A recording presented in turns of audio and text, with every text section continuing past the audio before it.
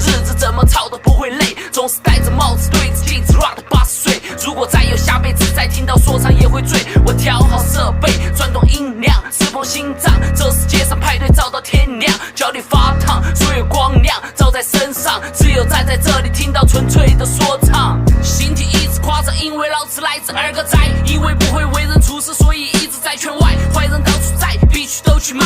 如果不